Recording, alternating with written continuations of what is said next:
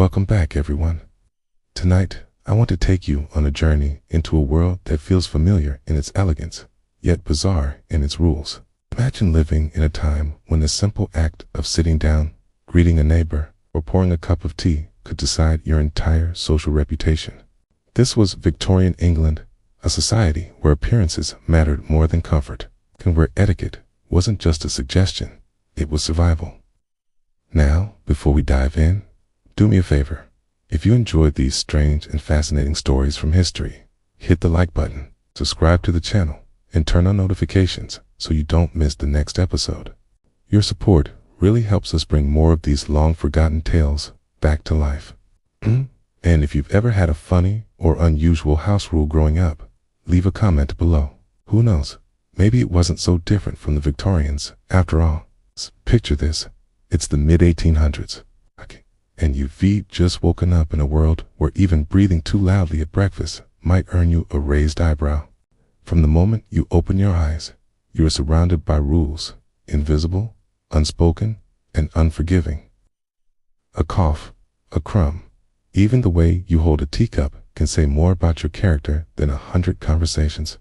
And if you make a mistake, well, the whispers start, the gossip spreads, and soon your reputation becomes the subject of polite but merciless discussion. Victorian life wasn't simply about lace dresses, steam trains, or candlelit parlors. It was about navigating an endless maze of expectations. Every social interaction was a performance. Walking down the street, hosting a guest, choosing the right outfit, all of these were tests of self-control and discipline. One wrong move, and you risked embarrassment, or worse, exclusion from the tightly wound world of respectable society. But here's the fascinating part. These rules weren't just about manners. They were about power. Shaped who was seen as refined and who was considered unworthy. They defined families, friendships, and even romances. To survive in Victorian England, you didn't just need food and shelter.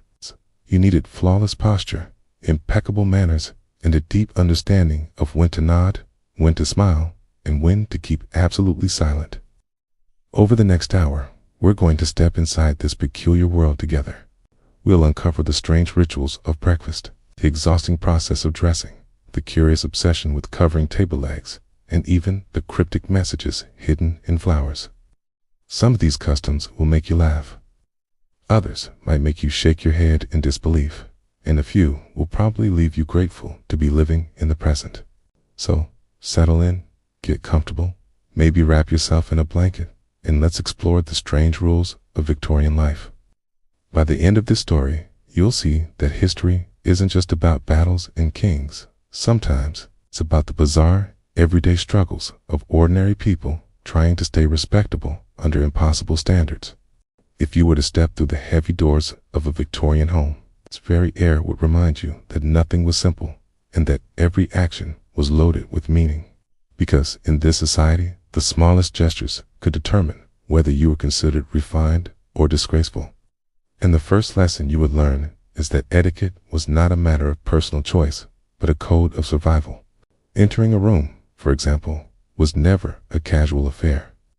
You could not rush in as if you were late for a meeting. Nor could you hesitate too much, because either extreme risked sending the wrong signal. And so you were expected to close the door softly, not so softly that it seemed uncertain, not so firmly that it suggested aggression. Then stand tall with your shoulders back, and most importantly, manage your eyes, which needed to land for just the right length of time on the right people. Long enough to convey respect, but not so long that it implied arrogance or dangerous curiosity. Once you had crossed that threshold and survived the test of your entrance, you were confronted with countless other unspoken rules that governed the way you moved, the way you spoke, and even the way you allowed silence to linger, for silence itself carried meaning in a culture where restraint was often prized more highly than expression.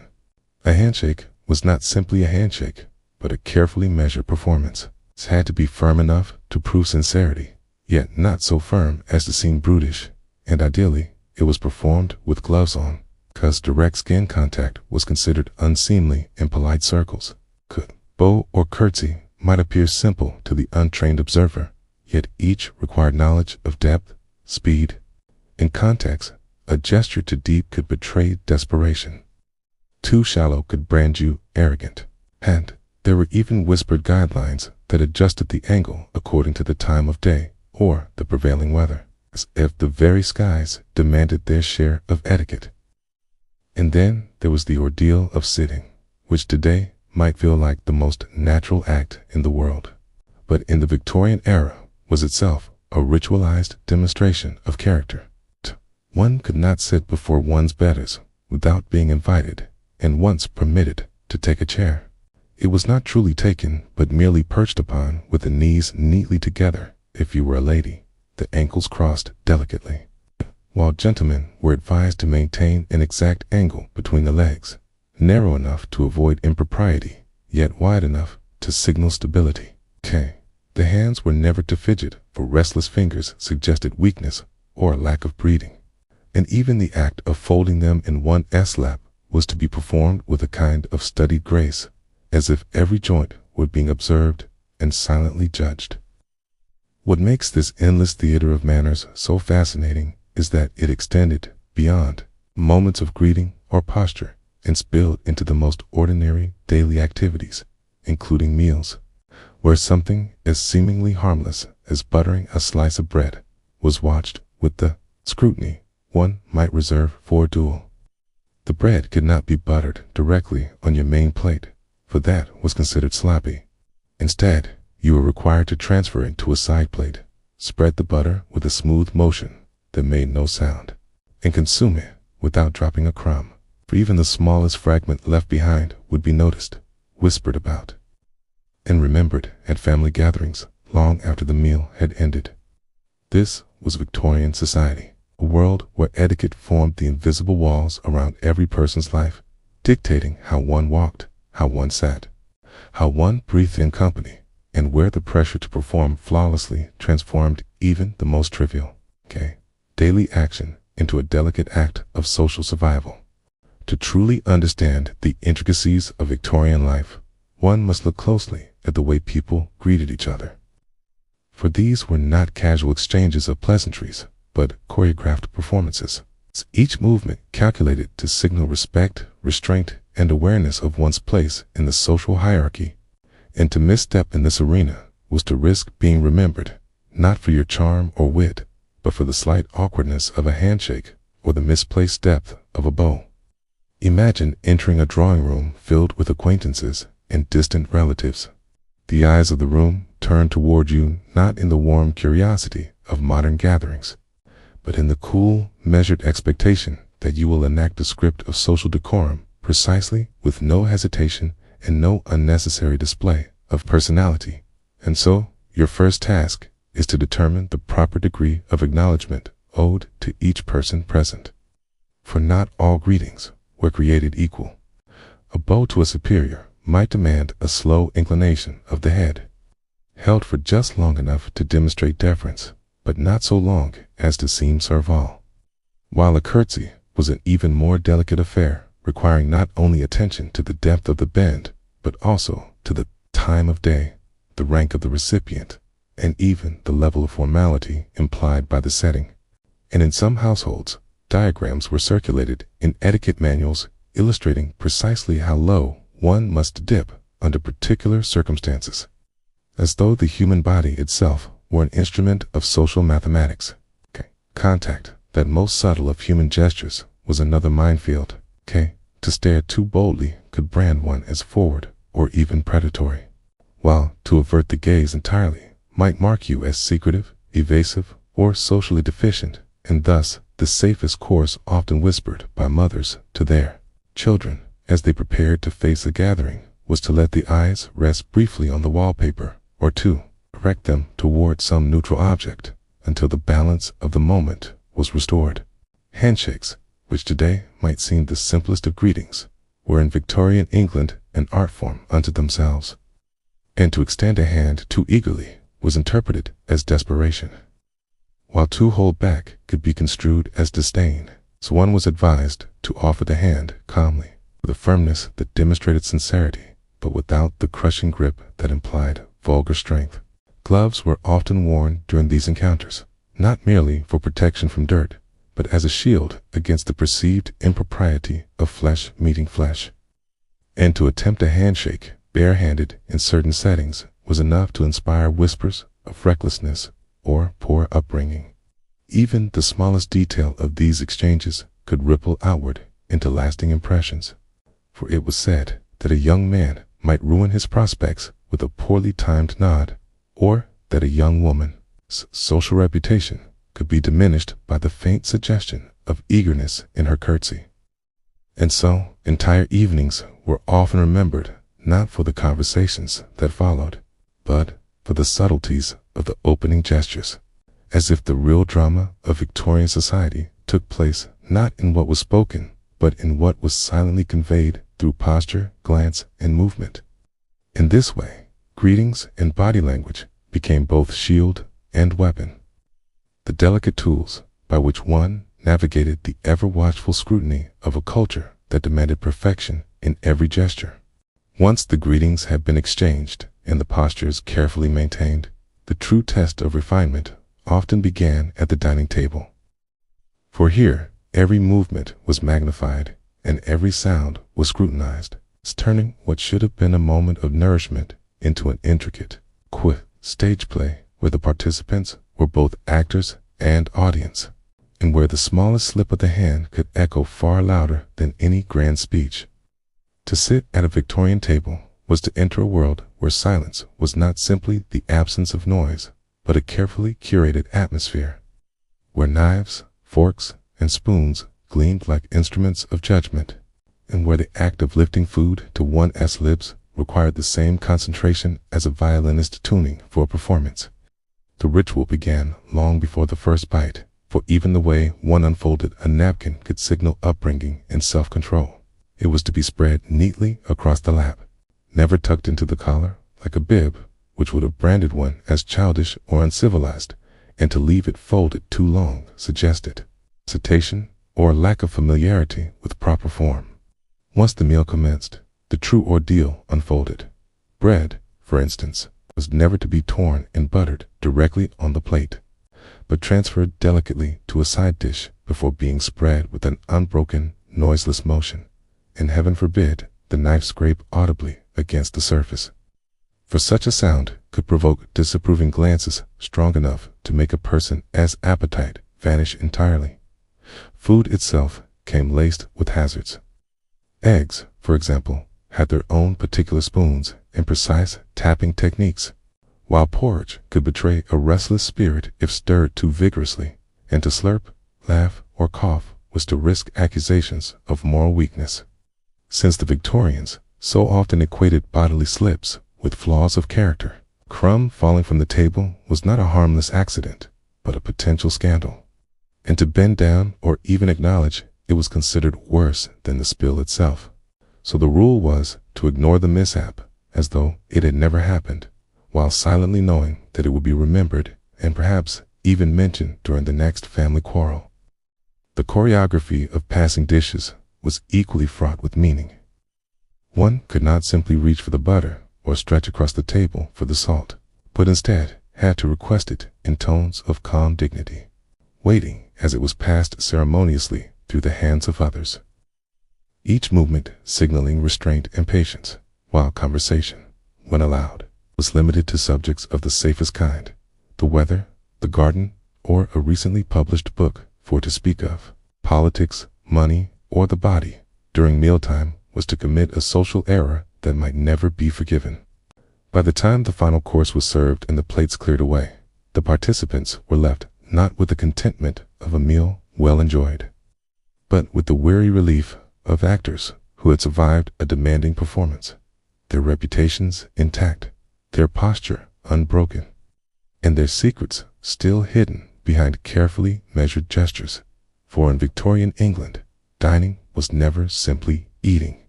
It was an examination of composure, discipline, and one's ability to maintain dignity in the face of constant observation.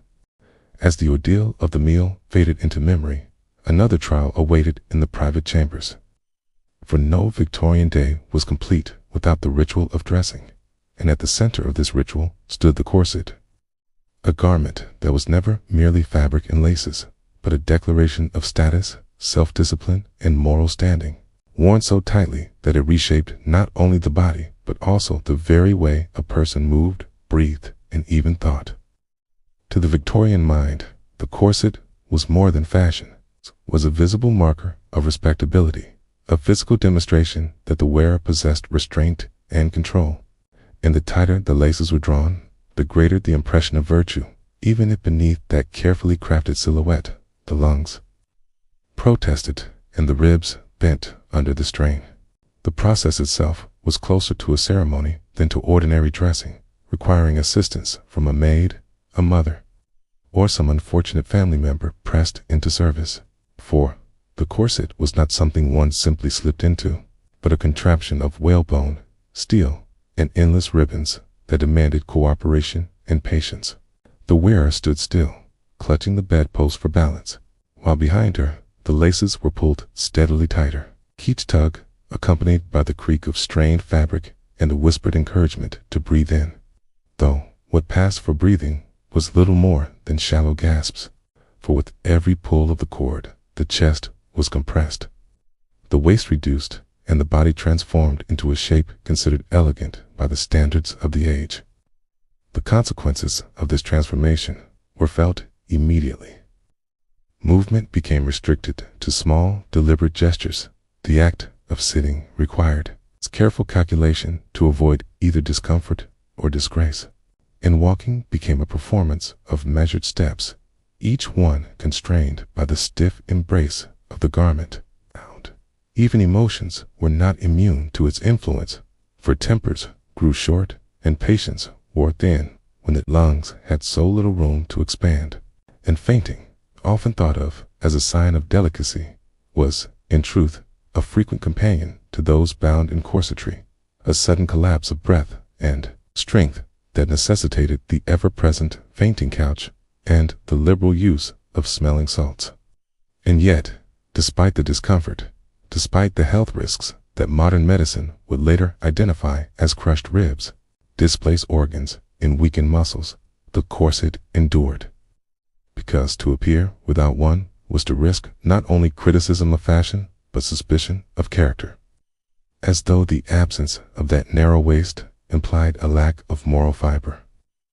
Men, too, were not entirely free from this culture of constraint. 4 male corsets, discreetly marketed under gentler names such as support vests, circulated among politicians and actors who needed to project an image of firmness and control, though few would ever admit openly to wearing them.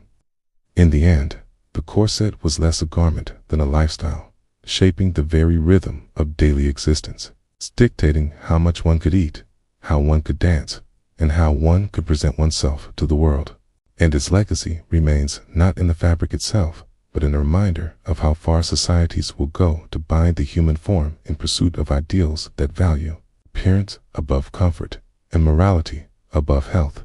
Beyond the ritual of dressing, another realm of daily life carried its own peculiar weight of expectation, suspicion, and whispered warnings. For personal hygiene in the Victorian age was far from the straightforward routine we know today.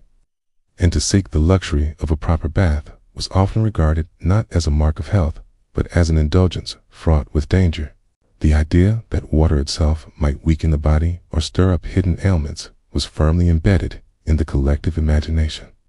And so, cleanliness was pursued not as a daily necessity, but as a delicate balancing act, performed cautiously and often reluctantly under the watchful eyes of both custom and superstition. If one wished to bathe at home, the preparation was an ordeal that revealed just how far from effortless such a practice could be. First, servants were summoned to haul heavy pails of water, boiling them in iron cauldrons and carrying the steaming loads up narrow staircases, before pouring them into a deep tin tub stationed in the cold draught of a bedroom, so that by the time the vessel was ready, hours had passed and the entire household knew of the bather's unusual ambition. Privacy was rare and modesty was guarded like a treasure for even the accidental glimpse of a bear. ankle by a wandering maid might spark gossip that lingered for months, and so screens were erected, curtains drawn, and doors locked in anxious determination that the act of bathing remain as hidden as possible. Soap, when it was used at all, was harsh and unforgiving, leaving the skin raw and the air filled with the acrid scent of industry. So many preferred what was called a dry bath, consisting of vigorous toweling, a dusting of powders, and a firm belief that the body could be kept pure without immersion. Doctors themselves encouraged restraint, warning that too much water might weaken the constitution, particularly of women, children, and the elderly. And so the notion of a full soaking bath became a rarity, replaced instead by partial washing of the hands, face, and perhaps the neck, performed in segments, as though the human body were too delicate to endure water in its entirety. In more cautious households, cleanliness was achieved by carefully polishing the visible parts of the self, while trusting that layers of dark clothing would shield the rest from judgment. And perfumes or floral waters were relied upon to mask any lingering doubts. A faint scent of lavender or rosewater was considered reassuring, while stronger aromas risked raising suspicion, for excessive fragrance suggested the possibility of concealment, and concealment was often linked to scandal. Thus, even the smell of a person became a coded signal, carrying meanings that went far beyond mere hygiene.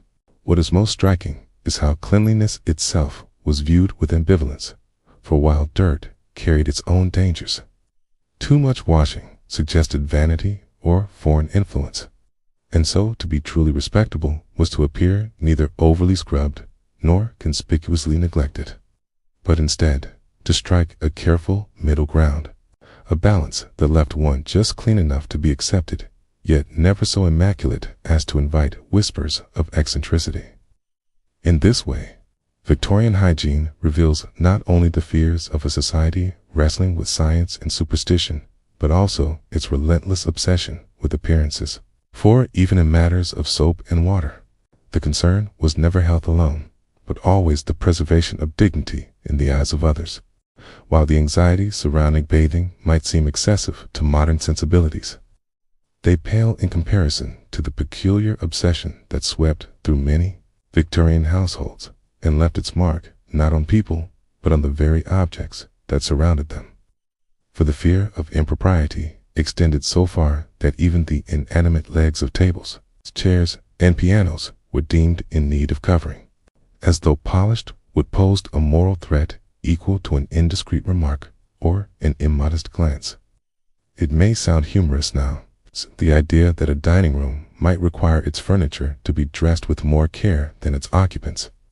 Yet, in the rigid atmosphere of the 19th century, the very word leg carried such suggestive weight that to speak it openly in polite company was considered indecent. And so, these silent objects became the focus of a nationwide campaign of concealment. To enter a respectable parlor during this period was to find oneself in a landscape of frills and drapery, where tables wore skirts of lace or velvet and piano legs stood hidden beneath cascades of ruffled fabric, as though the instruments themselves were shy maidens needing protection from wandering eyes.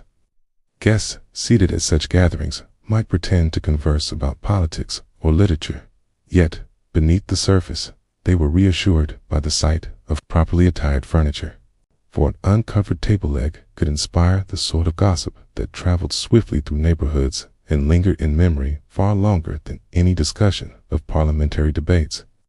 Even language itself bent to this caution, with delicate euphemisms like support or pillar taking the place of the forbidden term, as if the very syllables might somehow corrupt those who heard them. The maintenance of this modesty was not without its burdens, for every household that wished to preserve its reputation was forced into a cycle of sewing, dusting, laundering, and rearranging, since fabric skirts collected dirt and required constant attention, and any neglect could be interpreted as both slovenly housekeeping and moral carelessness. Children, growing up in such homes, were often convinced that tables and chairs possessed a kind of dignity to be safeguarded, and even family pets learned to navigate the forest of dangling cloth that transformed parlors into spaces half domestic, half theatrical, with every object participating in the grand performance of respectability. Travelers from abroad often reacted with amusement, sending letters home that mocked the English for clothing their furniture as though it might blush, while more conservative voices insisted the practice was necessary, lest young minds be led astray by the sight of a carved mahogany leg gleaming too boldly in the firelight. Stories circulated of clergymen fainting upon encountering an undraped desk and of visitors discreetly averting their gaze from a chair that had been stripped for repair incidents, which, whether exaggerated or not, underscored the genuine unease that hovered around even the most innocent domestic arrangements. In the end, the craze for furniture modesty passed, as all fashions eventually do, leaving behind little more than anecdotes and the occasional embroidered table skirt preserved in a museum. Yet, its memory remains a striking example of how deeply the Victorian obsession with appearances shaped daily life, creating a world where not only people but objects themselves were compelled to embody restraint, and where the line between morality and absurdity blurred so completely that the leg of a piano could become as controversial as the behavior of its player. Amid the lace-draped tables and carefully veiled piano legs, the parlor itself transformed into the stage where one of the most curious rituals of Victorian life unfolded. For evening gatherings often demanded not only polite conversation, but also structured diversions in the form of parlor games, which to modern eyes might seem like harmless amusements, yet in their time carried a weight of expectation so heavy that they resembled examinations more than entertainment, tests designed to reveal not merely who could laugh or play, but who possessed the sharp wit, steady composure, and social intelligence demanded by polite society. When the lamps were lit and the company assembled, a host might introduce a game of charades or word association, and, though participants smiled in feigned ease, each one knew that the stakes extended far beyond the room. For a clumsy answer or a moment of hesitation could whisper of intellectual weakness, while an overly clever response risked being judged as arrogance. And thus, every gesture, every pause, every carefully chosen phrase was measured like currency in the invisible economy of reputation. Young men hoped to display quick thinking without appearing boastful, while young women walked the tightrope of demonstrating intelligence without crossing into the dangerous territory of seeming too forward in parents. In the corner, watched with keen interest, calculating which performances might signal a promising match or a social liability. Games of memory such as reciting long lists of items or repeating complex patterns of phrases became trials of discipline rather than fun. And the laughter that echoed in such rooms was rarely spontaneous, for it had to be modulated, never too loud, never too shrill, lest it reveal a lack of refinement. Even games of chance, like cards or dice, were approached with caution, for while they offered opportunities for excitement, they also carried the shadow of impropriety, and so rules were enforced with a severity that would have seemed more fitting for a courtroom than a drawing room, ensuring that fortune never appeared to matter more than composure. The children of the household, if present, often observed from the sidelines, absorbing these lessons in silence, for they understood instinctively that what was being played out was not a frivolous diversion, but a rehearsal for their own futures, when they too would be judged on their ability to maintain grace under pressure. In many ways, the parlor game was society itself in miniature, a carefully choreographed display in which everyone played a part, whether as performer, spectator, or silent critic. Travelers from other cultures often marveled at the seriousness with which the English treated these diversions, wondering how a simple guessing game could carry the weight of a political debate. Yet to those raised in the atmosphere of the age, the connection was obvious. For every moment of daily life demanded restraint and calculation, and the parlor merely provided a brightly lit arena where those qualities could be tested under the watchful gaze of family, friends, and potential allies. In this way, the games were never truly about amusement, but about survival within the delicate web of social expectation, turning evenings of supposed fun into yet another performance in the endless theater of Victorian respectability. If the parlor provided a private arena where manners and wit were tested under the watchful gaze of family and friends, the streets and promenades of Victorian towns and cities served as an even greater stage. For here, the entire world became an audience, and every step, glance, and gesture was bound by an invisible script that dictated how a person of refinement must carry themselves in public. Walking outdoors was not the casual, unthinking act it might be today. It was instead a deliberate performance, a sequence of measured movements designed to signal dignity, modesty, and self-control, so that even the simple task of crossing a street or navigating a muddy path became a test of one's social polish. The art of walking was especially prized, and countless etiquette manuals explained in elaborate detail the proper pace, posture, and direction of the gaze, for a move too quickly suggested impatience or desperation, while to stroll too slowly risked accusations of laziness or affectation. A gentleman was expected to walk with his shoulders square and his step steady, offering his arm to a lady with a perfect degree of firmness, guiding her without pulling and adjusting his stride to hers so seamlessly that the partnership resembled choreography. A lady, on the other hand, was to step lightly, with her skirts lifted just enough to avoid soiling the hem, but never raised so high as to expose the ankle. For such a display, however accidental, might invite whispers that lingered long after the walk itself was forgotten. Even the direction of one's gaze carried meaning, and here the rules were mercilessly precise. To look too long at passers-by, particularly strangers, could be interpreted as a sign of forwardness or ill-breeding, while to keep the eyes fixed downward suggested shyness or melancholy. The ideal lay in the middle ground, with the eyes lifted calmly toward the horizon, or resting briefly upon familiar acquaintances, acknowledged with a nod or a faint smile that balanced warmth with restraint. Children were trained in this delicate balance from an early age, scolded if they stared too openly at curious sights or laughed too loudly in the street, for their behavior reflected directly on the reputation of their families. Even the challenge of stepping around obstacles demanded attention to etiquette, and the humble puddle became a theater of propriety in its own right. A gentleman encountering a puddle was expected to test the ground first, ensuring it was safe, and then, with quiet gallantry, place a plank or offer his hand so that a lady might cross without incident. The choice of which foot to place forward first was not left to chance. Some guides suggested that a right foot implied confidence, while a left foot conveyed caution. And though the distinction may seem absurd, many Victorians believed that such subtle choices revealed the moral fiber of the individual. To live in this atmosphere was to exist in constant awareness that every movement was being observed, weighed, and remembered, and that one's future prospects might rest as much on the angle of a bow or the steadiness of a stride as on any achievement of the mind or purse. Thus, public life in Victorian society was less a stroll through city streets than a carefully choreographed procession, where the line between survival and scandal could be as thin as the ripple of water disturbed by the wrong foot placed in the wrong puddle.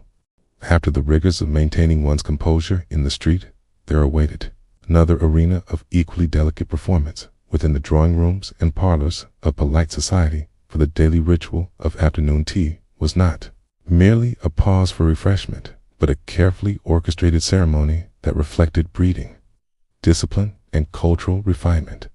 To be invited to tea was both an honor and a trial, for the event operated by rules so subtle that few were ever spoken aloud. Yet all were understood, and a single lapse in judgment, whether in the manner of pouring, the angle of stirring, or even the choice of conversational topic, could mark a person for weeks as lacking in the polish required of respectable company. The moment one entered the room where tea was served, the choreography began. The hostess, seated with an air of calm authority, presided over the table like a conductor guiding an orchestra, ensuring that cups, saucers, spoons, and sugar tongs lay in their appointed places. Guests did not simply reach for what they desired. Instead, everything moved with the rhythm of polite request and patient waiting for to grab or hurry was to signal greed, and greed was a quality no Victorian wished associated with their name. Even the order of service mattered. The eldest or most honored guest was to be served first, the younger ones afterward, and all received their portions with a quiet nod of thanks, never with effusive words that might betray nervousness or ignorance of form. When the milk appeared, the rules became even more intricate. There were debates that filled entire etiquette manuals on whether the milk should be poured into the cup before or after the tea, with each method carrying its own implications of class and refinement. To pour milk first suggested practicality, a method long favored by servants to prevent fragile porcelain from cracking under the sudden heat, while those who added milk after the tea displayed not only wealth, their cups were of higher quality, but also discernment, where they could judge the strength and color of the brew before deciding on the amount. In households where appearances mattered most, the milk after rule became the silent mark of superiority. Though to contradict a hostess by choosing differently could be viewed as an act of subtle rebellion. Once the cup was in hand, the performance did not ease. The spoon was to move in precise circles, never clinking against the porcelain, never tapping at the rim, and certainly never left standing in the cup like the mast of a tiny ship. Conversation flowed as carefully as the tea itself, restricted to safe subjects such as the weather, recent travel, or the merits of a new book. Darker matters, politics, illness, or anything bodily, were forbidden, for tea was meant to soothe the spirit, not to stir it into unrest. Laughter was welcome, but had to be gentle, never rising to boisterousness. And pauses in the talk were not to be filled with nervous chatter, but embraced as moments of dignified calm. Thus, what outwardly appeared to be a tranquil pause in the day was in truth another layer of the Victorian performance, a setting where gestures, small as the angle of a spoon or the timing of a sip, carried weighty significance, and where the sweetness of sugar could never disguise the bitterness of judgment if one failed to follow the unspoken code. Afternoon tea, far from being a simple pleasure, became a mirror of the society that cherished it, a ritual where manners mattered more than flavor, and where reputation was sipped as carefully as the steaming liquid within the delicate cup. If the ritual of tea reflected the calm elegance of everyday life, then the rituals of mourning revealed the Victorian fascination with sorrow as a public performance for grief. In this society was never allowed to remain a private matter of the heart, but was transformed into a spectacle of fabric silence and endless rules that demanded strict observance. When death entered a household, it was not enough to feel the loss. One had to display it in every gesture, garment, and furnishing, as though the sorrow itself required costuming, and failure to follow these customs could bring not only whispers of coldness, but accusations of moral deficiency. The first and most visible demand fell upon clothing, which turned instantly from color to shadow. A widow, for example, was expected to enter a stage of deep mourning, clothed entirely in black crepe that dulled the light and muffled sound, garments so heavy that they seemed to drag the body toward the ground with the weight of despair. Jewelry was forbidden, save for the somber keepsakes fashioned from jet or from the braided hair of the deceased, tokens that pressed the memory of the lost into every social encounter. The length of time one remained in such attire was rigidly prescribed: 2 full years for a widow, lesser periods for other relations, and even the gradual return of color followed a codified sequence, from pure black to softer shades of gray, then lilac or mauve, until at last the mourner re-entered the world of ordinary fashion, marked not by inner healing, but by the public's permission to let go. The home itself also bowed to these rules, becoming a stage upon which sorrow was enacted. Curtains were drawn to dim the room's clocks, might be stopped at the hour of death, and mirrors were shrouded in black cloth, for it was believed that the spirit of the departed might linger in the glass, or that the living might be drawn into melancholy by gazing too long at their own reflection. Even the soundscape of the house changed as music, laughter, and loud conversation gave way to silence, or to the muffled tones deemed suitable for a house in mourning, and visitors entering such spaces knew at once that they had stepped into an atmosphere where every detail spoke of absence. Social life did not pause entirely, but it was reshaped by expectation. Those in mourning were advised to withdraw from parties, dances, and even casual calls, for to be seen in settings of joy was to risk scandal, and invitations were often declined with notes edged in black ink that served as silent reminders of loss. Friends, in turn, measured their words carefully, speaking of weather or scripture, but never of light-hearted things, and any lapse into laughter might be remembered as cruelty. The grief became communal performance, observed and judged, a kind of theater where sympathy and suspicion mingled uneasily. To live through such rituals was to feel sorrow not only in the heart, but in the body, in the very fabric of one's clothing, and in the dimmed light of one's home. And so Victorian mourning reveals not merely how people coped with death, but how they transformed it into yet another code of respectability, a visible language of loss that demanded precision, even in despair, proving once more that in this society, nothing, not even grief, could escape the relentless choreography of appearances. Once the heavy curtains of mourning were eventually drawn back and families rejoined the rhythm of society, another set of rituals awaited them, this time centered not on clothing or sorrow, but on the delicate art of making and receiving visits. For in the Victorian world, the social call was no casual knock at the door, but a transaction governed by layers of unspoken codes. And at the very heart of this system lay the calling card, a small rectangle of paper that spoke volumes about its owner without a single word being uttered. These cards, at first glance mere slips of pasteboard, were, in truth, as weighty as any legal document for their size, their typeface, their embellishments, and even the way they were presented could determine the rise or fall of reputations, signaling not only who wished to be received, but also how that wish was to be interpreted. The ritual began with the arrival at a doorstep, for one did not expect to be welcomed inside immediately. Rather, the caller handed over a card to the servant, who bore it to the mistress of the house like a herald delivering a proclamation. The recipient, upon glancing at the card, could read more than the simple name inscribed. She could discern social standing from the thickness of the paper, refinement from the style of engraving, and intention from the very condition of the corners. A card left untouched signified an ordinary call. One folded in a particular way suggested congratulations or condolence, and one bearing the initials PPC, Poor Prender Conje, carried the message that the bearer was leaving town and offering formal farewell. In such gestures, entire conversations unfolded silently, with paper serving as the voice. Design, too, was never arbitrary. A card with ornate flourishes might hint at pretension, while one stark in simplicity could suggest severity. The choice of script revealed as much about taste as it did about finances.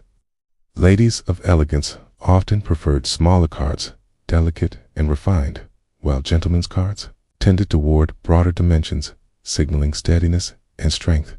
And woe to the young aspirant who arrived with a design judged vulgar or outdated, for that single slip of stationery might close more doors than any spoken insult. Even the act of reciprocation carried its own intricate rules. To receive a card was to bear the obligation of return. Neglect to leave one in exchange risked the subtle severing of acquaintance.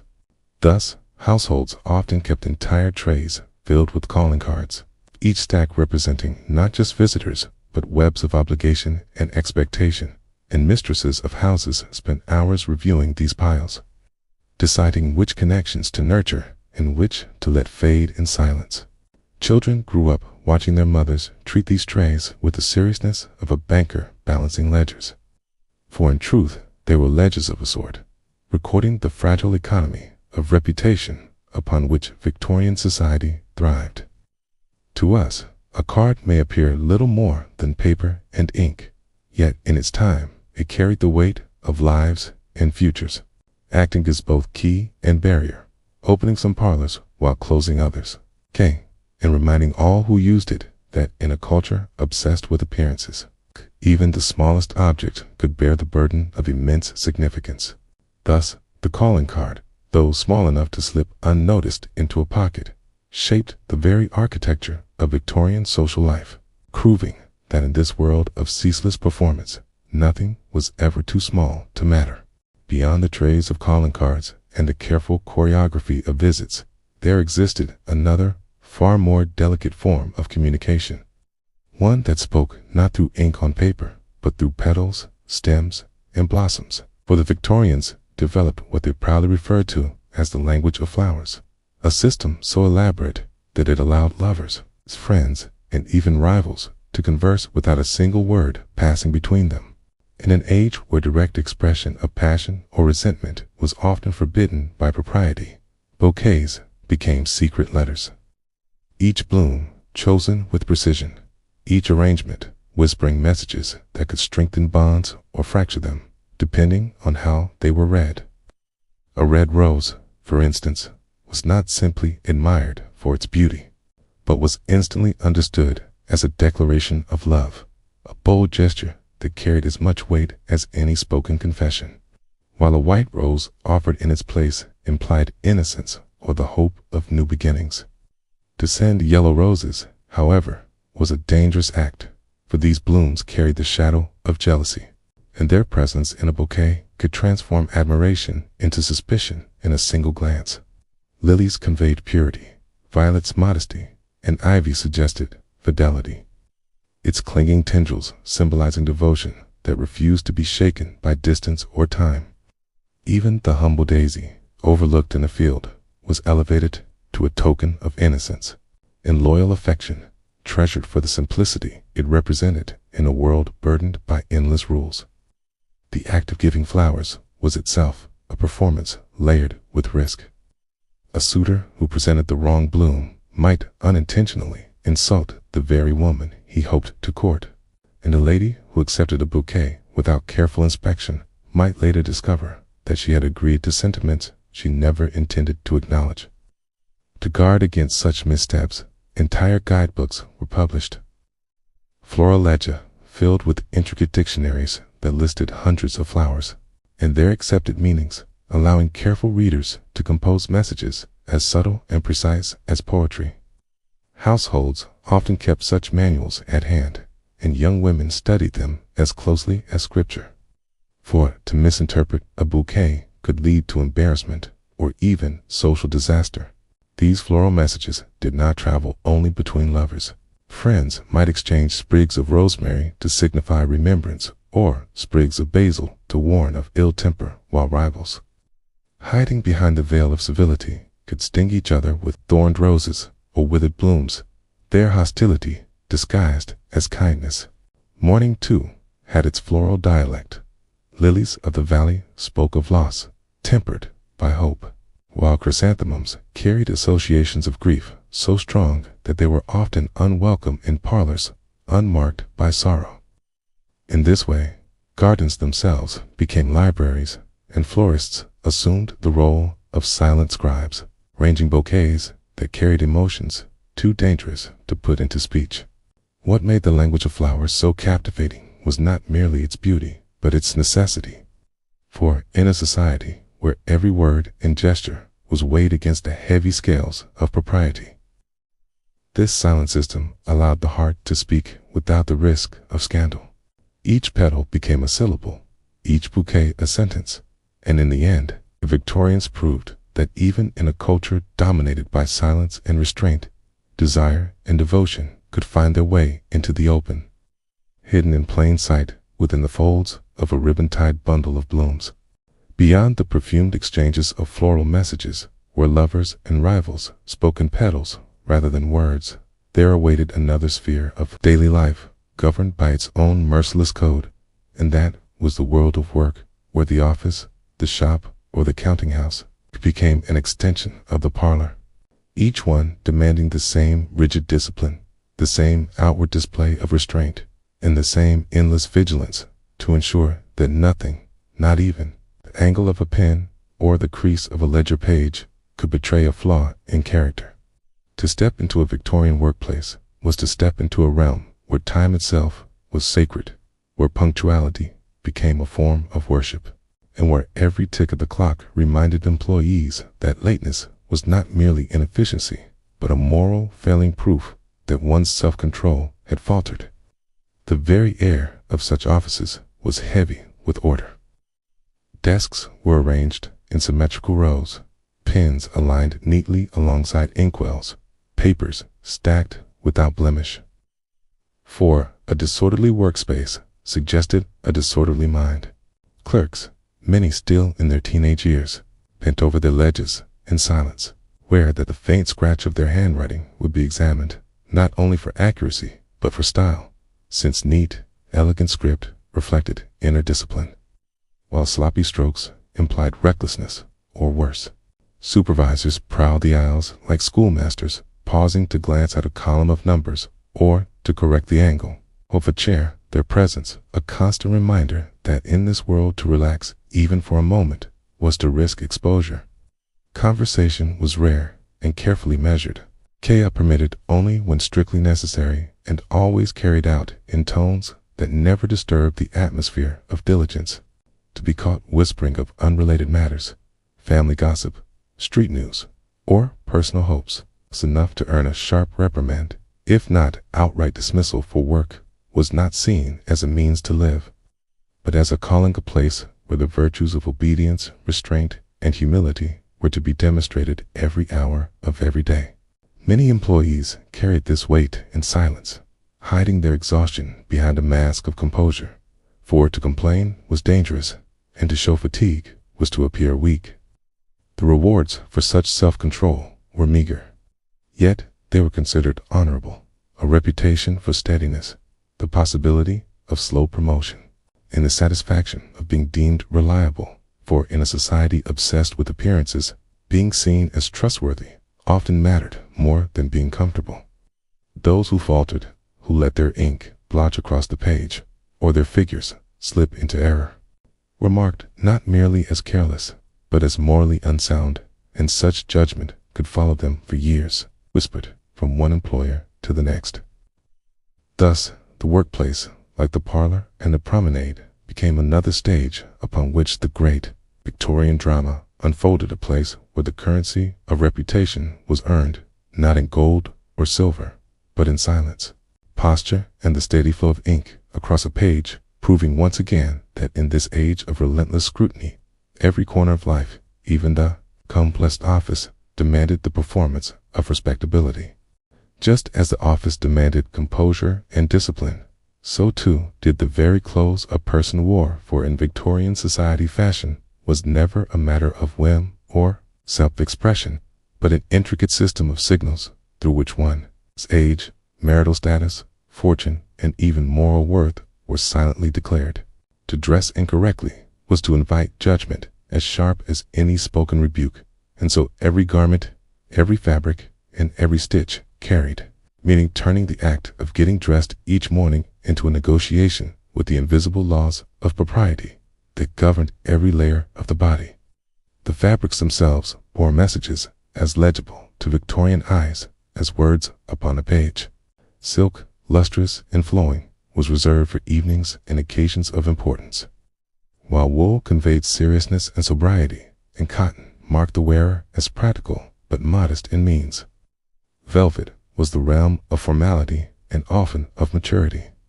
For a young girl draped in heavy velvet might be whispered about as attempting to appear older than her years. The palette of colors was no less regulated. Bright, daring shades were acceptable for youth whose exuberance excused a certain flamboyance, but for matrons, such tones would have been considered vulgar, for a woman past a certain age was expected to adopt muted hues, navy gray, deep plum, that communicated steadiness rather than vitality. Black, of course, carried the shadow of mourning, Yet, beyond grief, it was also interpreted as a symbol of gravity and restraint. It's a safe refuge for those uncertain how boldly they might dress. Patterns, too, were weighed with care.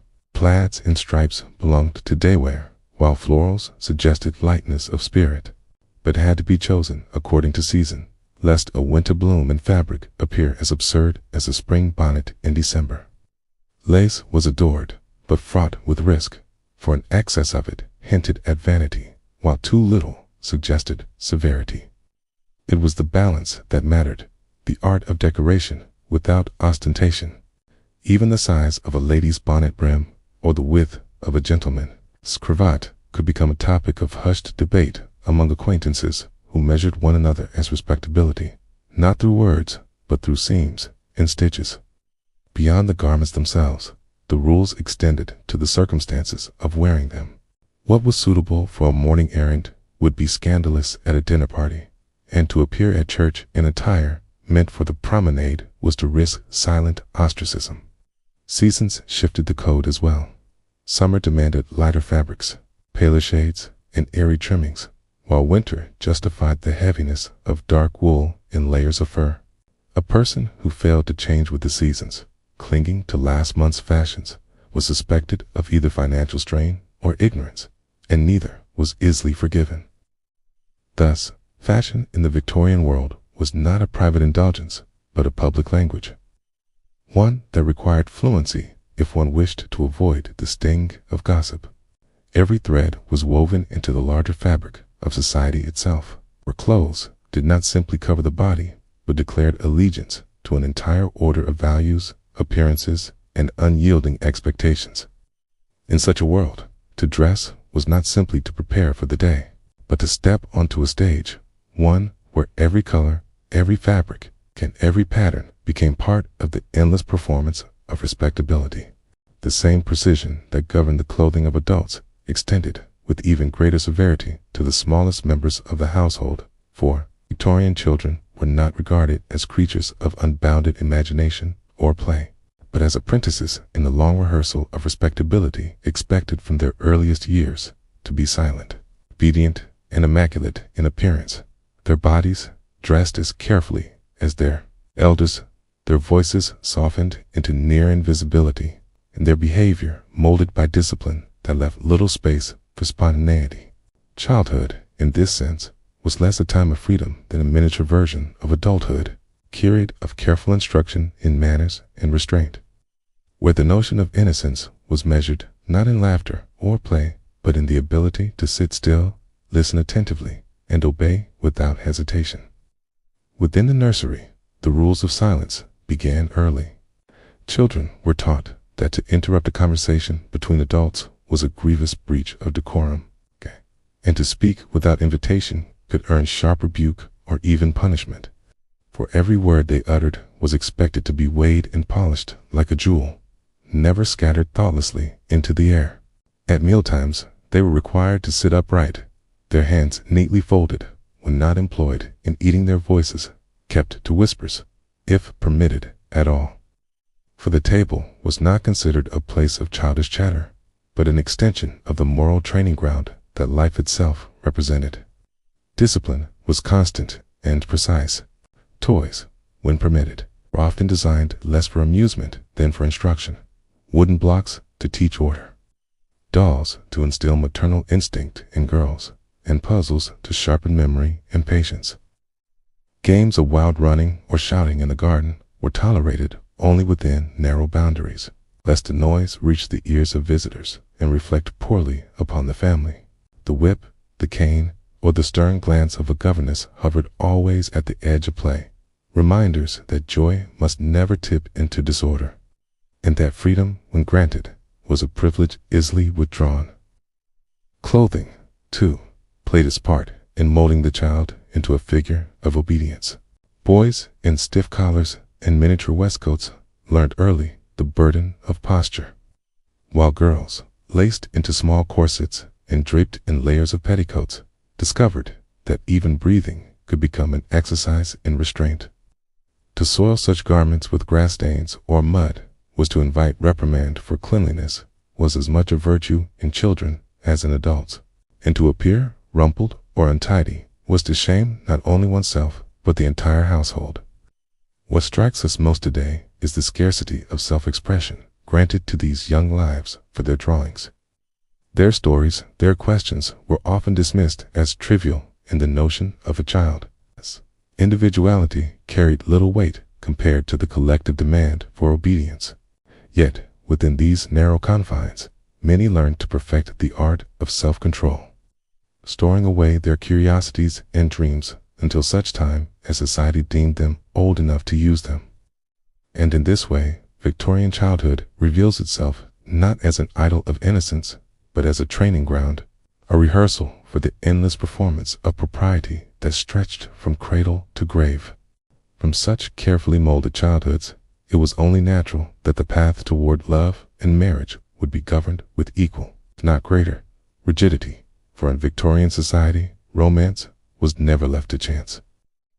Nor was it entrusted to the unsteady whims of the heart, but was instead a process of formality, supervision, and delicate negotiation, where every glance, every word, and every gesture carried meaning. And where the wrong move could extinguish a prospect as surely as an extinguished candle. Young men and women did not wander freely into affection. They were guided, monitored, and often restrained, for families treated courtship less as a private adventure and more as a business transaction upon which futures, fortunes, and reputations depended. A gentleman, hoping to declare his admiration, could not simply approach a lady at will, for such boldness would be viewed as reckless and disrespectful. Instead, introductions were carefully arranged by mutual acquaintances, and conversations unfolded under the watchful eyes of chaperones, often a mother, aunt, or elder relative, whose presence was a constant reminder that propriety outweighed passion. Physical contact was restricted to the lightest of gestures, the brief brush of gloved hands during a dance, the steady offering of an arm during a promenade, or, on the rarest of occasions, the lifting of a dropped handkerchief. Anything beyond these minute exchanges risked scandal, for whispers could travel quickly in drawing rooms, and the suggestion of impropriety was enough to darken a family's name. Even speech itself was regulated, for a gentleman was expected to keep his compliments measured, his humor controlled, his words respectful to the point of stiffness, while a lady's replies were to be modest, graceful, and never too eager. To display excessive wit was to invite criticism, for cleverness in women was often deemed unseemly, while too much passion in men suggested recklessness. Courtship thus became a kind of verbal dance, each line carefully balanced, each pause weighed as heavily as any declaration. And the true feelings of the heart were often hidden beneath the polished phrases of courtesy. Letters, too, formed part of this restrained ritual, though, even here, privacy was rarely absolute. Correspondence between suitors might be reviewed by parents before being delivered, and the choice of words within those letters had to follow conventions as strict as those of spoken conversation. Flowery declarations could be admired if tempered by sincerity, but excessive sentiment risked being seen as insincere or manipulative. Some lovers turned once more to the secret codes of flowers or symbolic tokens, embedding their emotions in gestures that skirted the boundaries of propriety without openly defying them. What emerges from these practices is not merely the portrait of a cautious society, but a reminder that for Victorians, love was never entirely private, always entangled with duty, expectation, and surveillance. Courtship was a stage where individuals performed roles assigned by family and tradition, where the success of romance depended less on the flutter of hearts than on the flawless execution of manners, and where the promise of marriage was often as much a triumph of patience and discipline as it was of affection. In such a world, even love itself became another chapter in the endless performance of respectability. Just as love itself was framed by rules and restrictions, so too were the creatures that shared the Victorian household for pets. Far from being indulgent companions of whimsy or play became carefully managed extensions of their owners. Reputations, silent emblems of taste, wealth, and refinement, expected to mirror the discipline of the family rather than to display the untamed instincts of their kind. A dog that barked too loudly in the street, a cat that scattered fur upon the drawing room chair, or a parrot that shrieked at the wrong moment could bring upon its master a wave of embarrassment that no apology could easily erase. For in this age of ceaseless scrutiny, even the animals were required to participate in the performance of propriety. Fashionable breeds rose and fell in popularity with the same rhythm as bonnets and waistcoats. Tiny lapdogs, often Pomeranians or toy spaniels, were favored among ladies who carried them like living accessories, their delicate presence as carefully cultivated as the lace of a collar or the ribbon of a bonnet. To be seen promenading with a well-groomed little dog upon a ribboned leash was to signal refinement and gentility, while a larger, unkempt hound might suggest rusticity or carelessness. Cats, long burdened with superstitions, found a place in parlors only when their demeanor matched the quiet elegance expected of the home. A cat that scratched or chased shadows too vigorously risked banishment to the kitchen for spontaneity was considered unsuitable for public display. Training, therefore, became essential, though it was often less about the comfort of the animal and more about the preservation of appearances. Dogs were taught to sit patiently, to follow at a measured pace, to avoid barking at horses or passersby, and to maintain the calmness that reflected well upon their owner's control. Birds were prized not merely for their bright feathers, but for their ability to mimic polite phrases, their cages serving as miniature stages upon which they performed the rehearsed charm that made visitors smile. Even fish, displayed in ornate glass bowls, became symbols of delicate taste, their quiet movements reflecting the serenity households wished to project. Children, who might otherwise have delighted in chasing a puppy through the garden or laughing at the mischief of a kitten, were often reminded sternly that pets were not playthings, but representations of the family's dignity. To allow an animal to behave too freely was to risk not only noise or disorder, but the more serious danger of gossip, for a poorly trained dog was whispered to be the mark of a poorly managed household. And in a culture where the smallest lapse could tarnish a reputation, such whispers carried weight. Thus, pets in the Victorian world were never entirely their own creatures, but actors in the same elaborate theater as their masters, constrained by invisible scripts of behavior that demanded silence, composure, and obedience. In their glossy coats, polished cages, and carefully trained movements, they became living ornaments of respectability, their very presence a reminder that in this society nothing, not even the loyalty of a dog or the playfulness of a cat, could escape the relentless demand for order and control. Even moments of festivity, which in other cultures or ages might have been occasions for unrestrained joy and lively abandon, were in the Victorian world carefully subdued, for holidays were treated less as escapes from the discipline of daily life and more as extensions of it. Opportunities to display modesty, order, and refinement under the gentle disguise of celebration.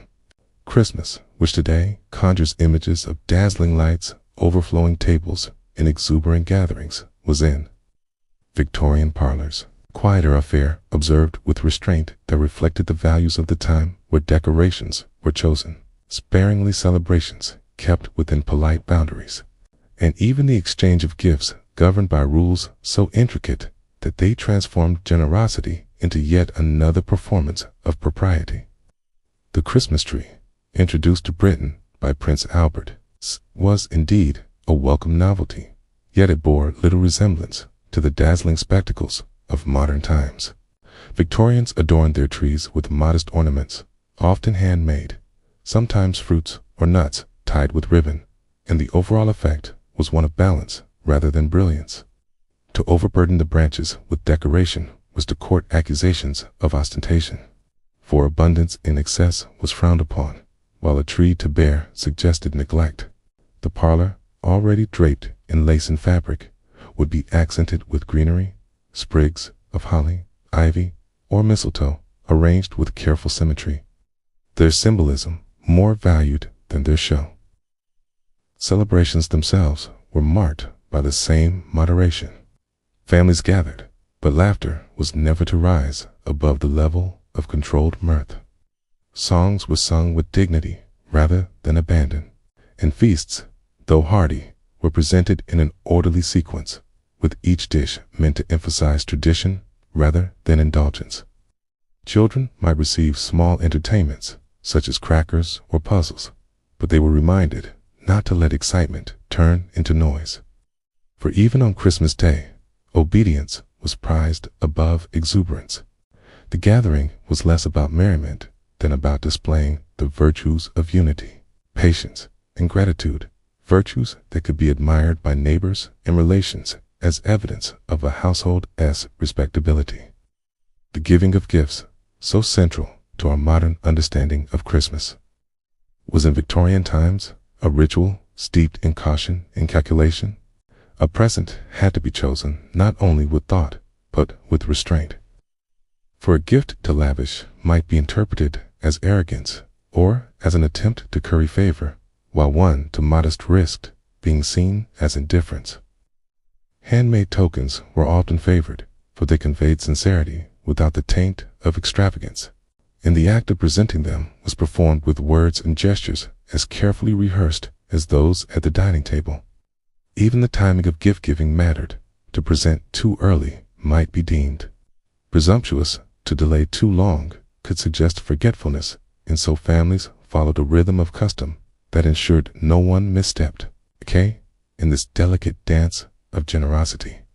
Thus, even in moments that should have offered release from the endless vigilance of daily life, the Victorians found themselves bound by the same cords of restraint. Their holidays transformed into polished mirrors of their values. Christmas in their hands became less a season of unbridled festivity than a carefully measured ritual.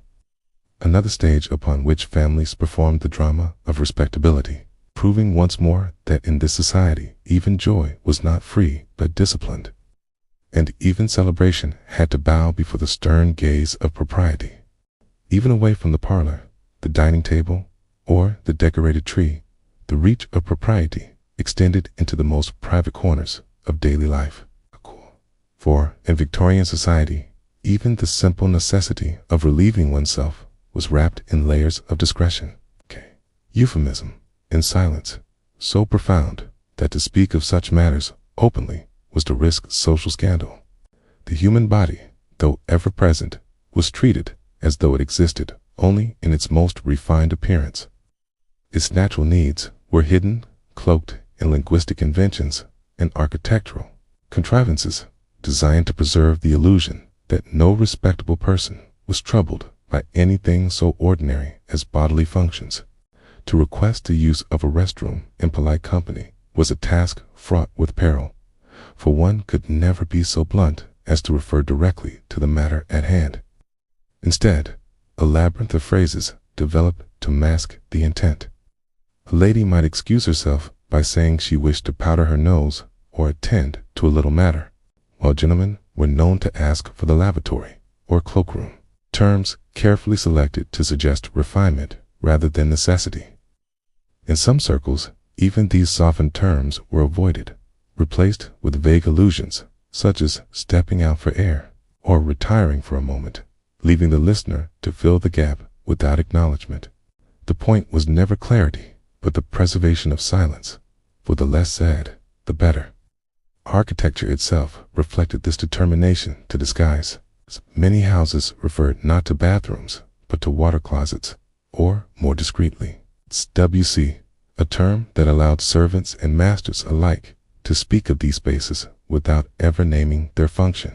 Doors to such rooms were sometimes concealed behind panels or tucked away at the farthest corners of hallways, their existence acknowledged only in the most practical sense, as though a household might pretend they were hardly needed at all. To design a home where these necessities were too visible was to court criticism. For the refined Victorian household was meant to present itself as a sanctuary of culture, untroubled by reminders of the body's demands. The act itself, though natural, was carefully managed to maintain this illusion. Guests knew never to remain away from company too long, for absence itself could draw unwanted speculation. And servants were expected to maintain facilities so discreetly that they might appear untouched, freshened between uses without comment. Any sound associated with the process was regarded with horror, and contraptions were invented to minimize embarrassment. From improved plumbing systems to the strategic placement of fabric screens and thick carpets that muffled the most delicate of noises, the result was a culture in which the body, its most basic needs, became a source of tension. An unspoken drama playing out behind closed doors, where everyone knew the truth, yet pretended otherwise. To acknowledge it openly would have shattered the carefully maintained illusion of refinement, and so Victorians perfected the art of silence, wrapping even necessity in the same fabric of restraint that governed every other aspect of their existence. In this way, the restroom, far from being a private refuge, became yet another stage, where the great performance of propriety continued, proving that for the Victorians, there was no realm of life too small, too hidden, or too natural to escape the reach of etiquette.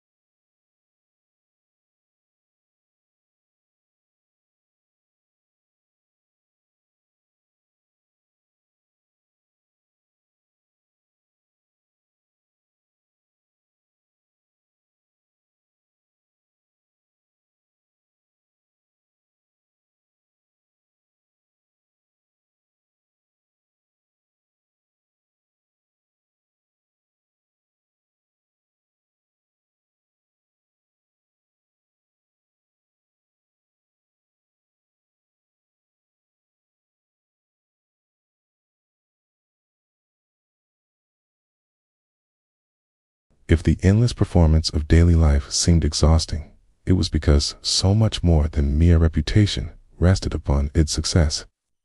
For in Victorian society, acceptance itself, the right to belong, to advance, to claim one's place among the respectable, was determined not by wealth alone or birth alone, but by mastery of the unspoken rules, and thus life became a constant examination, a test of conformity in which the smallest gestures were weighted with consequences that could open doors or close them forever.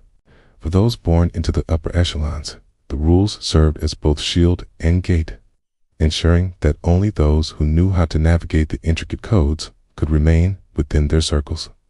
But for the aspiring middle classes, eager to climb the ladder of respectability, these same rules became both an opportunity and a burden, for through diligent rehearsal of manners, precise adherence to fashion, and unwavering commitment to propriety, one might gradually edge closer to acceptance, though never without the fear that a single misstep would undo years of careful effort.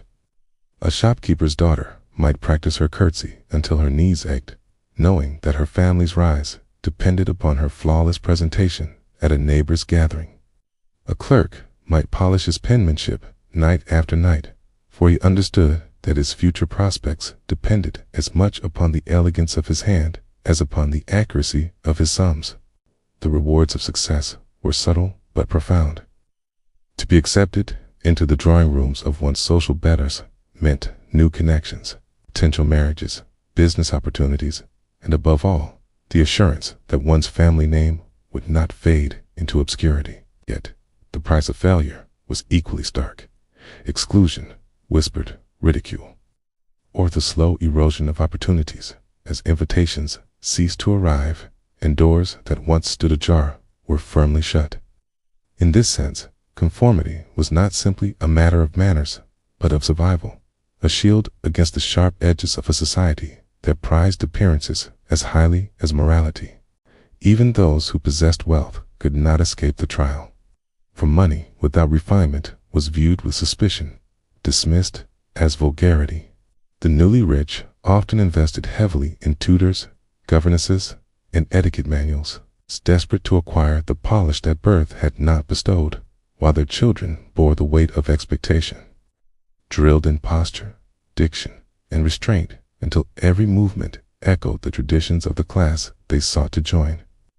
In many cases, it was these children who carried the family upward, their ability to perform flawlessly smoothing over the rough edges of origin that wealth alone could not erase. Thus, the Victorian world became a place where identity itself was constructed through performance, where to conform was to survive, and to falter was to risk invisibility.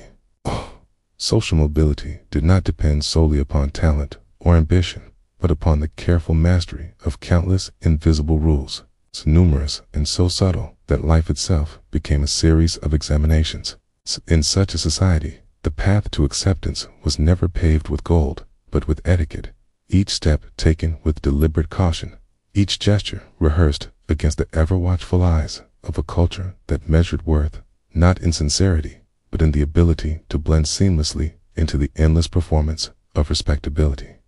To climb, to belong, to remain secure within the carefully guarded boundaries of respectability demanded not only the flawless execution of manners, but also the silencing of impulses that might betray originality. For in the Victorian world, individuality was a dangerous luxury. And humor, though sometimes permitted in carefully measured doses, was often stifled under the heavy weight of convention. Society prized not the sparkling remark or the unguarded laugh, but the steady composure of a face untroubled by spontaneity, a voice disciplined into moderation, and a character that revealed nothing unpredictable. To reveal too much of oneself, whether through wit or eccentricity, was to risk disturbing the delicate balance of appearances, and thus many learned to conceal their true temperaments as carefully as they concealed the private workings of their homes. A gentleman who fancied himself clever might find that a joke too sharp, or a story too colorful, earned not admiration but unease, for humor could be misinterpreted as frivolity or disrespect. A lady whose laughter rang too freely across a parlor might discover that her mirth was whispered about the next day as evidence of looseness or a lack of refinement. Even the arts of storytelling and anecdote, cherished in other times as marks of charm, were here subdued, confined to safe topics and polished phrases that conveyed wit without risk, warmth without passion, amusement without noise. The result was conversation that glittered like cut glass, precise, elegant, and cold to the touch. For children and the young, this oppression was perhaps the most acute. A boy who spoke with too much imagination might be scolded for fancifulness, while a girl who displayed unusual opinions risked being labeled impertinent. Schools, nurseries, and parlors alike served as training grounds not for creativity, but for restraint, pressing individuality into the narrow molds of respectability. The eccentric uncle or spirited cousin existed, of course, but they were often spoken of with indulgent disapproval, tolerated on the margins rather than welcomed at the center of social life. To be too much oneself was to live precariously, admired perhaps in private, but mistrusted in the eyes of the larger community. Even humor itself, when permitted, was shaped by the boundaries of class and gender.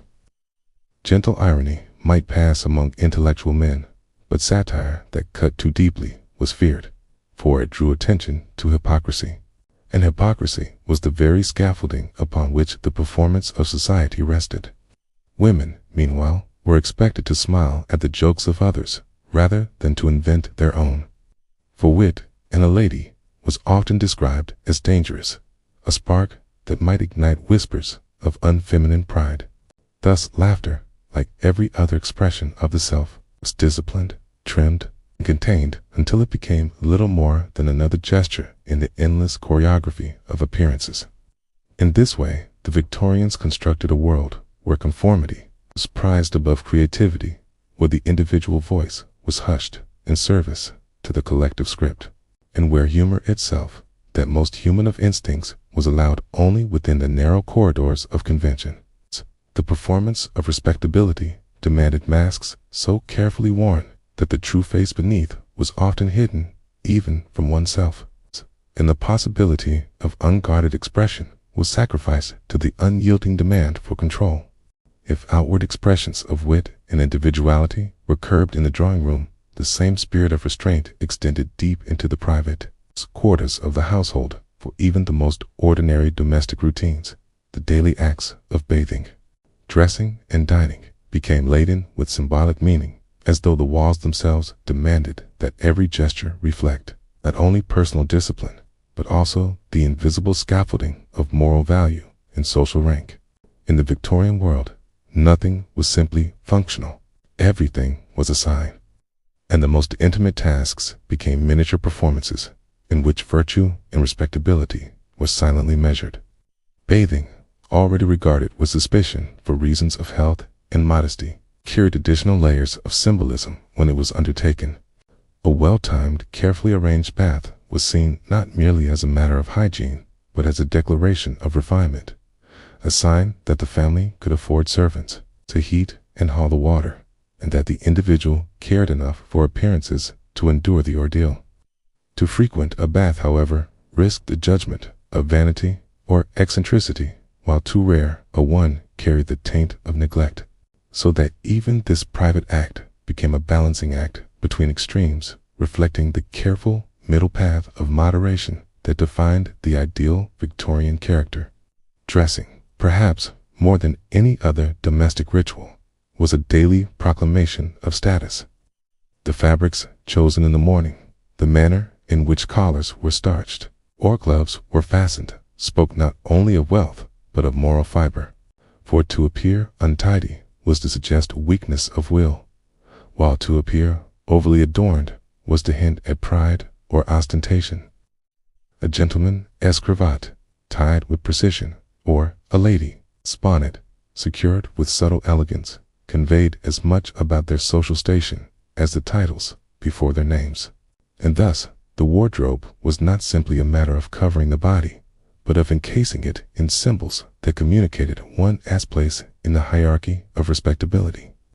Servants, too, played their part in this theater, for their livery and polish reflected not only their own discipline, but the virtue of the household they represented, making even the arrangement of buttons and the shine of boots a moral statement. Dining, though outwardly the taking of nourishment, was perhaps the most symbolically charged of all, for the table functioned as a stage upon which order, hierarchy, and civility were performed. The placement of silverware, the sequence of courses, the precision with which bread was broken or wine poured, all of these details mirrored the values of restraint and control.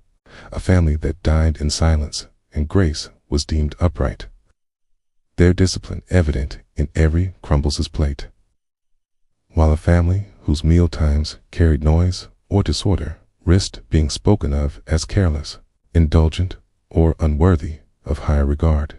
Even the presence of particular foods could signal standing. Exotic fruits and delicacies suggested wealth and connections, while humble fare suggested modest means, and to serve either carelessly was to misrepresent one's position. Thus, in every corner of the home, domestic life became another chapter in the unending script of performance, where bathing, dressing, and dining were not ends in themselves, but carefully observed rituals, silent declarations of character, and markers of the invisible ladder upon which each family's place in society was measured. The house, rather than a refuge from judgment, became a stage where morality and class were constantly displayed, showing that even in the most private routines, the performance of respectability never paused. To understand the weight carried by these daily rituals, one must see how profoundly the Victorians confused the outward image with the inward soul. For, in their world, morality and appearance were so tightly entwined that the line between them nearly disappeared, making the look of virtue and the substance of it indistinguishable in the eyes of society. Respectability became not only a matter of private conscience, but of public performance, so that a spotless collar or a measured tone of voice might be judged as evidence of moral uprightness, while a lapse in manners, however innocent, could be read as a sign of corruption within. This blurring was not accidental, but deliberate, for it allowed a society obsessed with order to create visible markers of virtue, easily recognized and policed by others. To walk upright, to lower one's eyes at the appropriate moment, to keep one's laughter restrained, to dress according to age and station. These gestures did more than convey refinement. They were believed to reveal the very state of the heart. A lady whose gown was simple and modest was praised as pure, while one who dared to wear colors too bold might find herself branded as frivolous, vain, or worse. A gentleman who spoke softly and greeted with solemn courtesy was considered honorable, while one who allowed his words to spill too quickly was marked as careless, even morally weak. Thus, the body itself became a text that others read constantly, searching for signs of hidden virtue or vice. It is perhaps no surprise that the fear of impropriety was as strong as the desire for respectability. To stumble in etiquette was not merely to risk embarrassment, but to invite moral suspicion, for impropriety in behavior was often assumed to mirror impropriety in character. A late arrival to dinner might suggest not only disorganization, but a lack of seriousness, while an overly familiar word or a misplaced glance could be whispered about as evidence of a lack of restraint.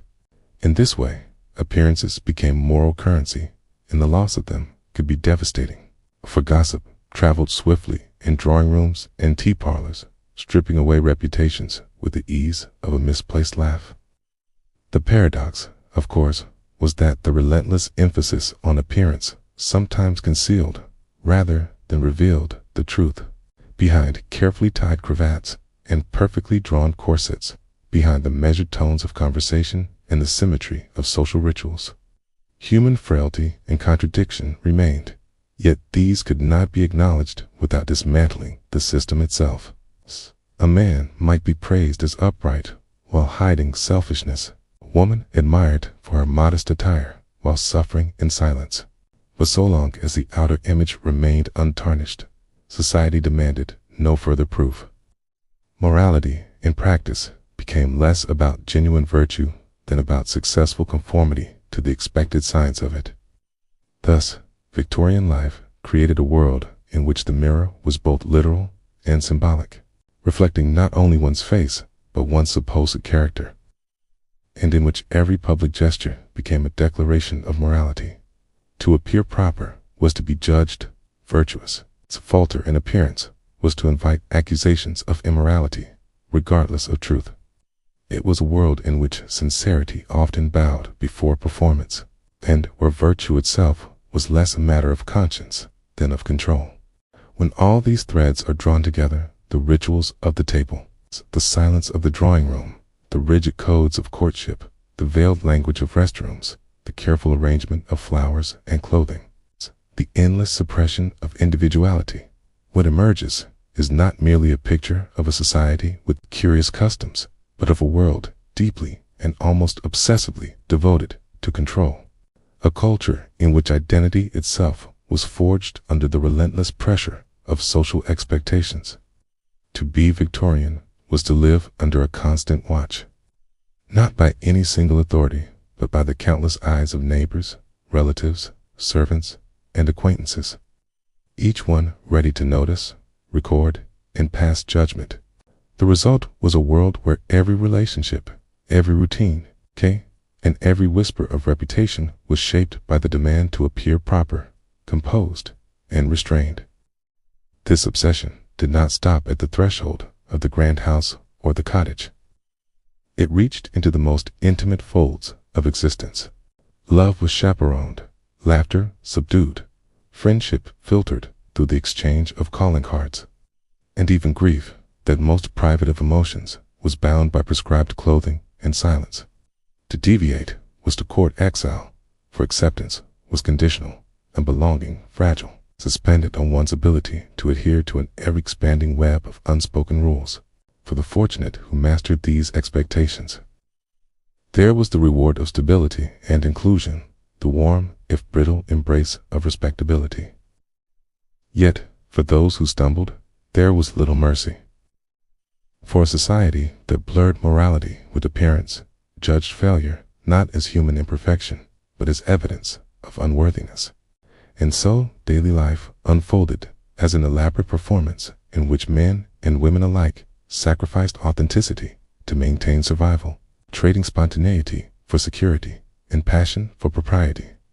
Relationships became less about the meeting of hearts and more about the careful maintenance of appearances, as though affection itself required a script. And identity was less an expression of self than a role rehearsed and perfected before an unending audience. Even a home, often imagined as a refuge, was transformed into another stage. Its rooms arranged, and its inhabitants trained to convey an image of virtue that would withstand scrutiny should any visitor step across the threshold. Yet, beneath this veneer of order, one cannot help but sense the tension, the strain of corsets pulled too tightly, the silence of laughter restrained in the throat, the weight of conversations calculated to avoid offense. The Victorians lived under the constant discipline of propriety. And while it gave their world a certain beauty, symmetry, and dignity, it also robbed it of ease, spontaneity, and freedom. What endures from their elaborate codes of etiquette, then, is not simply a list of peculiar customs, but a portrait of a society that defined itself through control, where humanity itself was reshaped to fit the mold of expectation. In this light, Victorian etiquette is more than a historical curiosity. It is a mirror reflecting the lengths to which people will go to secure belonging, to protect reputation, and to preserve order, even at the cost of individuality. It reveals a world where identity was constructed, relationships negotiated, and daily life transformed into ritual, a society both admirable and suffocating, dignified yet constrained, forever haunted by its obsession with control. Looking back across the intricate maze of Victorian etiquette, it becomes clear that this was not merely a society with peculiar customs, but one that placed the very fabric of daily existence under constant surveillance, where every glance, every gesture, and every whispered word had the power to affirm or undo a reputation. To walk into a room was not simply to enter a space, but to announce one's place in the social order. Even the simple act of buttering bread or holding a teacup was transformed into a symbolic performance, carefully calibrated to communicate refinement, restraint, and control. Greetings and gestures, too, became stages upon which dignity was tested. A bow held too long or too shallow, a handshake that lingered, an eye held for a fraction longer than permitted. All could mark a person as untrustworthy, careless, or worse. Conversation was never casual, but conducted within invisible boundaries. A delicate balance between wit and caution, warmth and restraint. At the dining table, etiquette became a theater of its own, where crumbs, sneezes, and silence spoke louder than words. To eat was not merely to be nourished, but to prove one's self-discipline to an audience ever eager to judge. The body itself became a site of social regulation. Corsets, binding ribs and restricting breath, served as visible proof of status and morality, shaping women into idealized figures at great physical cost, while whispers about hygiene reflected deep-seated fears and superstitions. Bathing too often was suspect, too seldom disgraceful, and thus even water became a symbol of balance. In homes where appearances mattered above all, modesty reached peculiar extremes.